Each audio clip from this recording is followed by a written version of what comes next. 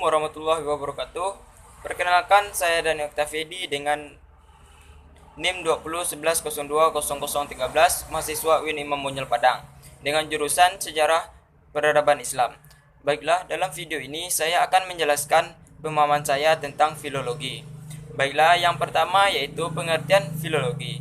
Pengertian filologi secara etimologi dan terminologi. Pengertian filologi secara etimologi yaitu filologi berasal dari kata Yunani, yaitu philos, yang artinya cinta, dan logos yang artinya kata. Jika digabungkan, kedua kata tersebut menjadi cinta kata. Kemudian, pengertian filologi secara terminologi. Filologi sebagai istilah memiliki 4 bentuk pengertian, yaitu 1. Filologi sebagai ilmu tentang pengetahuan yang pernah ada. Dari pengertian ini, kita dapat mengetahui bahwa filologi mendapat arti ilmu pengetahuan tentang segala sesuatu yang pernah diketahui orang.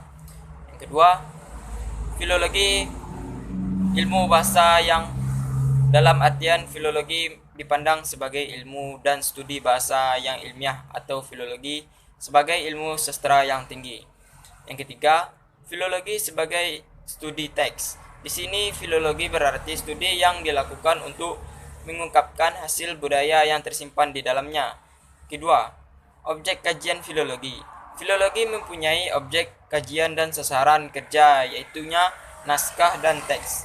Dalam artian, naskah adalah tulisan yang berisikan berbagai ungkapan, pikiran, dan perasaan sebagai hasil budaya pada masa lampau.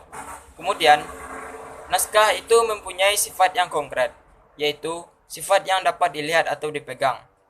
Sedangkan teks adalah kandungan atau intisari dari yang ada terdapat dalam naskah, yang bersifat abstrak, hanya dapat dibayangkan atau dihayalkan saja.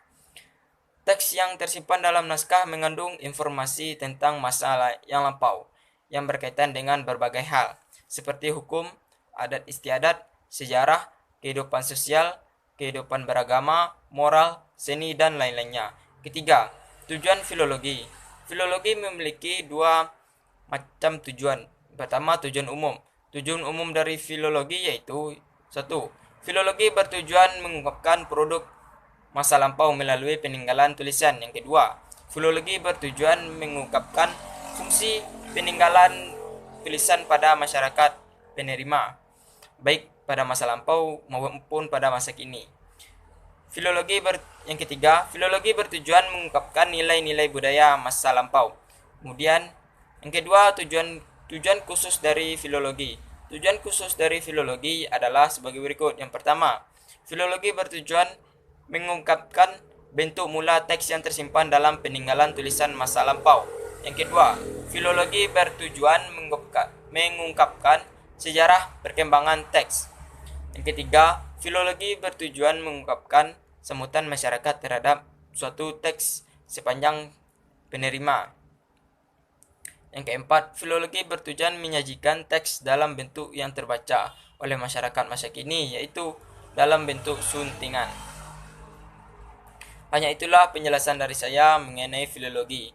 Kalau ada kesalahan, saya mohon maaf. Assalamualaikum warahmatullahi wabarakatuh.